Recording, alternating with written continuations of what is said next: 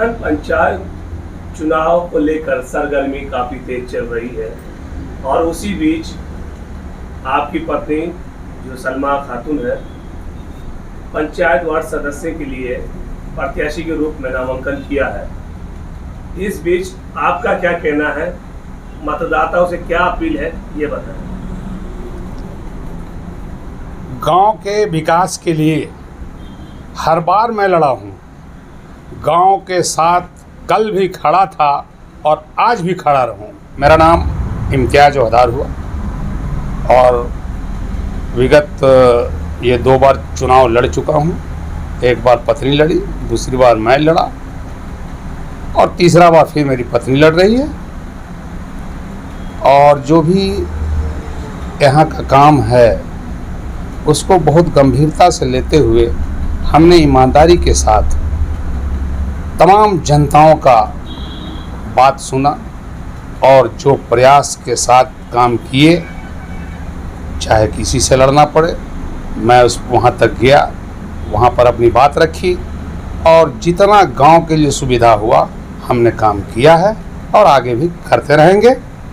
मैं 10 साल से जो काम किया उसको जनता देख रही है, आगे भी देखेगी और काम करने वालों की कदर करनी चाहिए।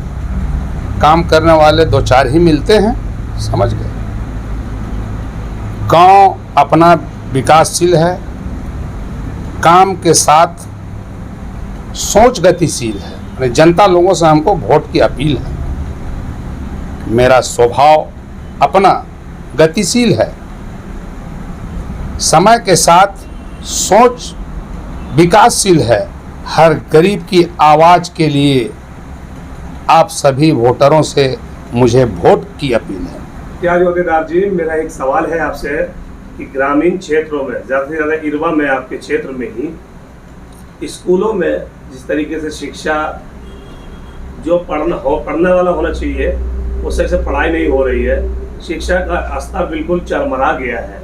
अगर आप जीत कर आते हैं तो शिक्षा में क्या बदलाव लाएंगे, कैसे इरवा के जनता को आप लाभ पहुँचाएंगे? शिक्षा के वास्ते संघर्ष के रास्ते मैं इस बार चुनाव जीतना हारना वो जनता तय करेगी, लेकिन मैं जीतूं या हारूं, इरवा पंचायत में शिक्षा का जो व्यवस्था चरमराई हुई है उसे मैं आके पूरा अपना ताकत झोंक कर बिल्कुल दुरुस्त करने का प्रयास करूंगी। स्वास्थ्य पर विशेष ध्यान देना और पेयजल पर भी विशेष ध्यान देना है। इसको सुदृढ़ ढंग से बना के पेयजल को आत्मनिर्भर कर देना है यहाँ पर। ये मेरा अगला सोच है और मैं यही सोच के साथ जनताओं के साथ जा रहा हूँ और अब बता रहा हूँ और मैं आगे भी अपना बताऊँगा। मैं पंचायत समिति की सदस्य था और अभी वर्तमान में हूँ। कार्यवाहक अभी है, चुनाव जब तक नहीं ख़त्म हो जाता है मैं कार्यवाहक पंचायत समिति हूँ। हम लोगों को सरकार के ओर से किसी तरह का कोई फंड नहीं मिला, लेकिन उसके बावजूद भी हमने 10 साल के अंदर मैंने बिना फंड का बहुत सारे काम किए। अभी हमारे गांव में देखिए प्लांट बन गया, उसके बाद जो है सो स्वास्थ्य केंद्र बन गया, पानी टंकी बन गया। ये मुख्य सबका फंड नहीं था, ये हमारा ईमानदारी, मेहनत और कर्मठता का ये सब मैंने समझिए पहचान है। और यहाँ NH तक, उर्दू स्कूल इरवा तक NH तक कालीकरण का काम भी किया गया। तो ये सब मैंने मुखिया फंड का नहीं था, मेरे फंड में कोई पैसा नहीं है। उसके बावजूद भी हमने मेहनत से गांव के लिए, गरीब के लिए लड़ाई किया और किसी तरह सभी काम को गांव में लाके स्थापित किया है। मेरा बस एक लास्ट क्वेश्चन है कि धार्मिक स्थल जैसे कब्रिस्तान, शमशान घाट, चर्च या फिर सरमा स्थल को आप किस नज़रिए से देखेंगे? अगर आप फिर से जीत हासिल करते हैं, इसको आप किस तरीके से देखना चाहेंगे?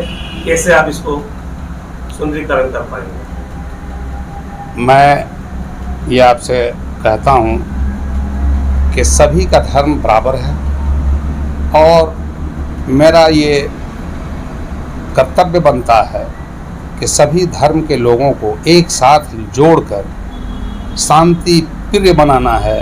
और गांव से हम लोग चूँकि गांव देहात के लोग हैं, हम लोगों के साथ एक दूसरे का बहुत घनिष्ठता ताल्लुकात है। नहीं पता चलता है कि वो कौन जाति है और वो कौन जाति है, और शांति प्रिय रहेंगे।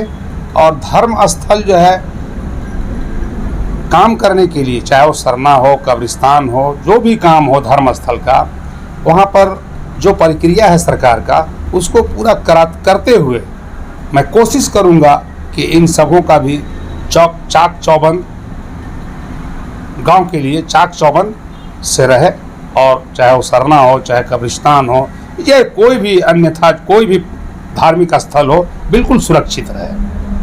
हमारे चैनल के माध्यम से मतदाताओं से क्या अपील करेंगे? और इस बार आपकी पत्नी खड़ी हुई है, क्या चुनाव चिन्ह है? मेरा स्वभाव जो है विकासशील है, समय के साथ सोच गतिशील है।